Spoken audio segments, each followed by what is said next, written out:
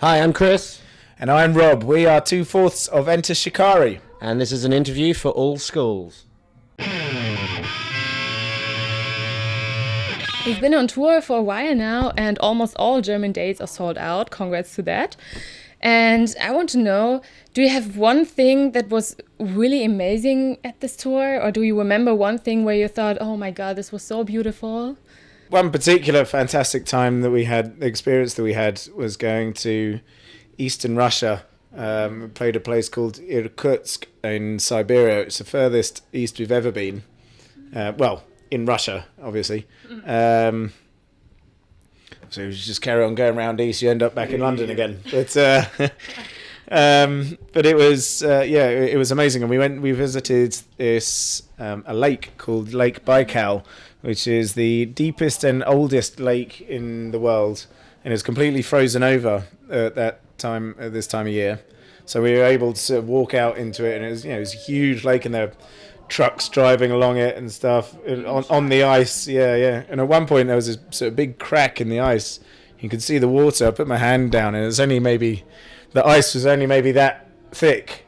And you think there's a truck driving on ice that thick. I mean, obviously there was deeper, thicker ice in some areas and thinner in other areas. But this truck drove right by this particular area, and that was right. But it was beautiful, sort of surrounded by these mountains, and had its own weird sort of like weather system. I think because it's surrounded by mountains or whatever, so it pretty much gets sunshine year round. And it was fantastic. I can imagine that. And was it for you as well, like that, or? That was an amazing experience. Somewhere we never thought we'd go to or get the chance to go to. But I mean, I guess I'll focus on maybe one of the shows. I mean, the show in St. Petersburg. I don't know for you, Rob, but for me, that was one of my favourite shows in a long time. Just being over in Russia and playing to as many people as we did, and seeing all the work that the times we've gone back again and just seeing like the enthusiasm of the people at the show, it was just amazing.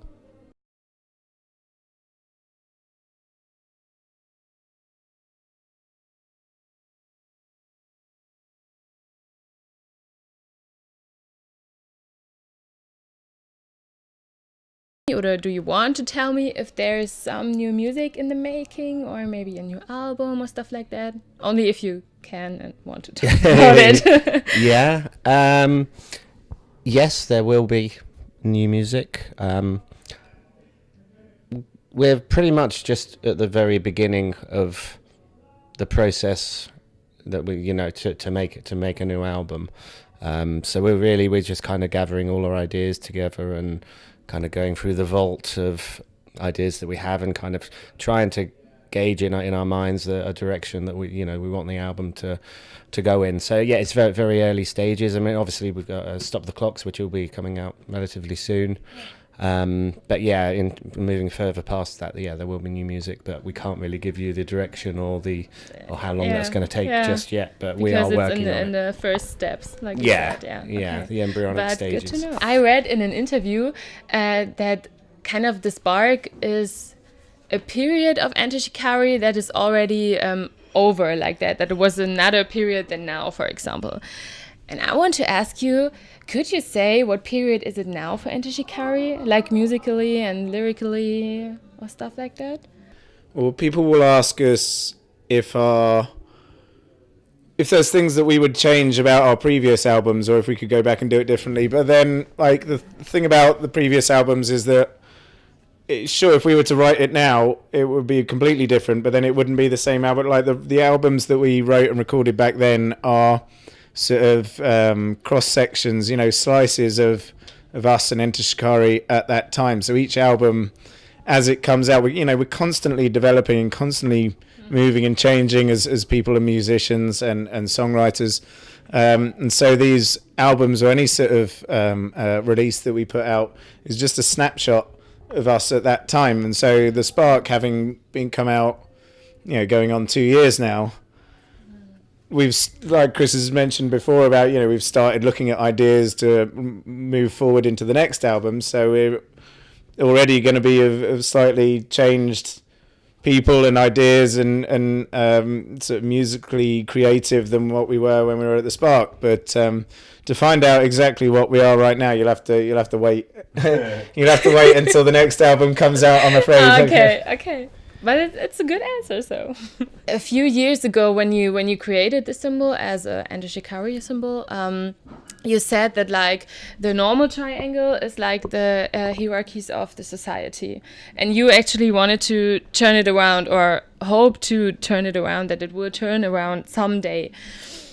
And I would like to know, what do you think? Are we on the right way to turn it around, or is it still like back then? And well, the idea of turning that hierarchical pyramids upside down, having the people with the power, the majority of the people with the power, can work in so many ways. I mean, I think it is working in ways. If you look at, for example, the yellow vest protests going on in France at the minute, that's like that's representation of the people, the working people's power to make change, and the power that they have. There's also another way of seeing it. I've noticed that there's a lot of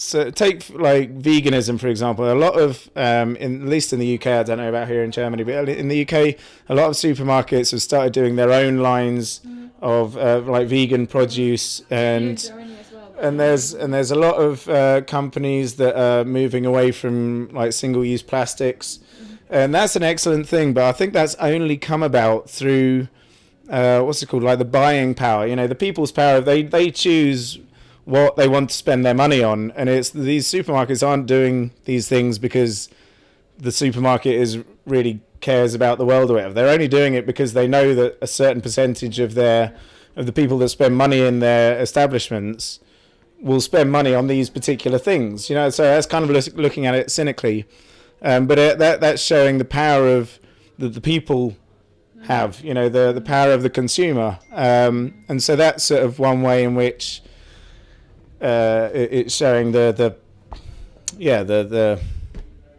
power of the people, for want of a word. So I think in many ways there are that upside down hierarchical pyramids is possible and is already happening now, and then there are other ways that you look in that there are horrible tyrants in control of the world now that seem more oppressive than ever. So it's kind of I don't think it's an easy question to answer. Yeah, I know. But I wanted to know your thoughts about it. So, yeah. And one last question, but it's an easy one, because a friend took it out of me.